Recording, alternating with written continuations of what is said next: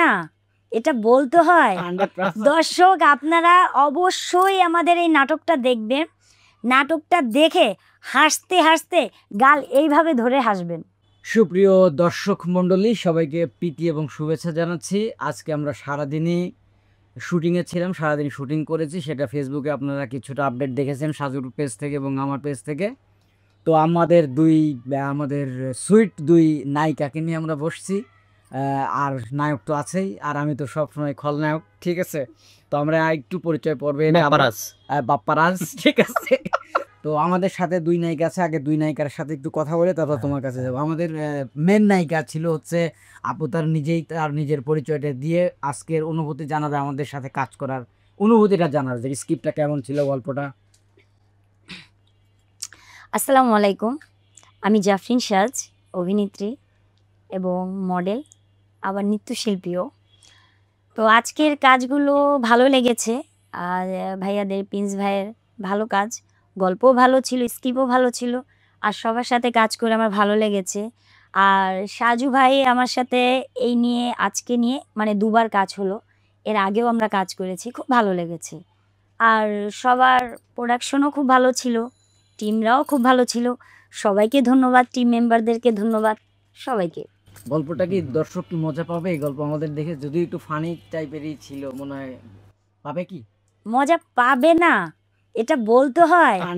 দর্শক আপনারা অবশ্যই আমাদের এই নাটকটা দেখবেন।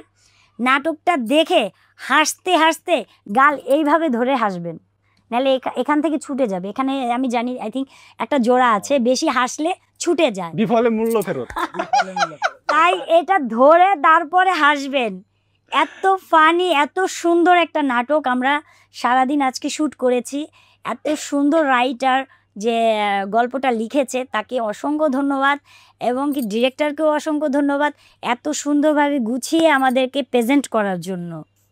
এই আর ধন্যবাদ আমাদের মেন হিরোইনকে। উনি আসলে বেশি মানে জায়গায় ওনাকে দেখা যাবে, তারপরে দেখা যাবে আমাদের এই আপুকে। আপু, যদি আপনার নামটা বলেন এবং আপনি অভিনয়ের বিষয়টা যদি একটু বলেন। আসসালামু আলাইকুম, জানশা। আমার এখানে ক্যারেক্টারটা ছিল কি নাম? জানশা।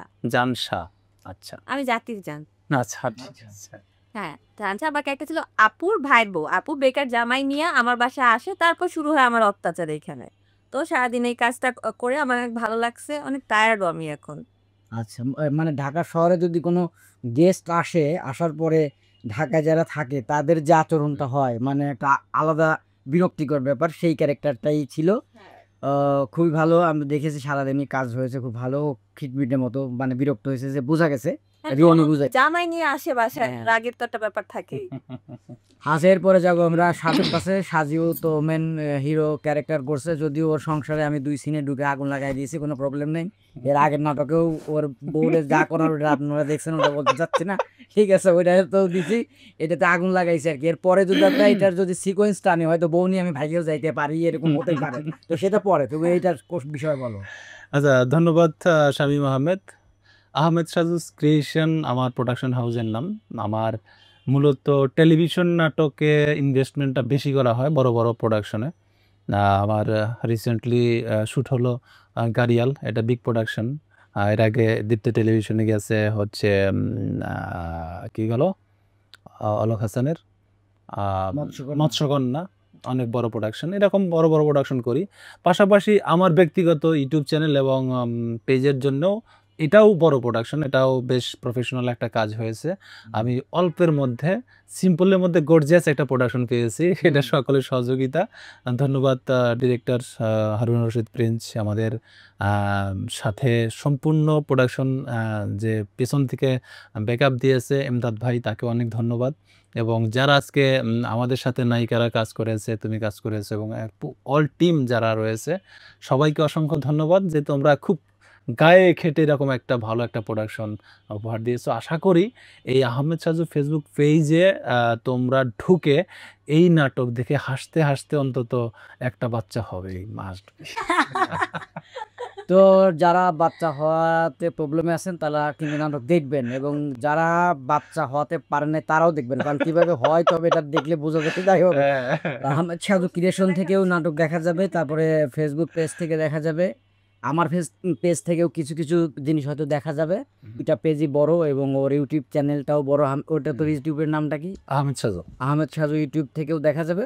তো দর্শক আর কথা বাড়াবো না, অবশ্যই ভিডিও মানে আমাদের কন্টেন্টগুলো দেখবেন এবং পরবর্তীতে আরও ভালো কন্টেন্ট আমরা করতে পারি সেইটার জন্য আপনাদের কমেন্ট থেকে জানাবেন যে আমরা এই ধরনের কন্টেন্টগুলো চাচ্ছি। তো সবাইকে শুভকামনা জানিয়ে আজকের মতো বিদায় নিচ্ছি। কন্টেন্ট এবং নাটকটি দেখার জন্য অপেক্ষা করেন, নাটক আসছে। হ্যাঁ। সবাই ভালো থাকবেন, আল্লাহ হাফেজ।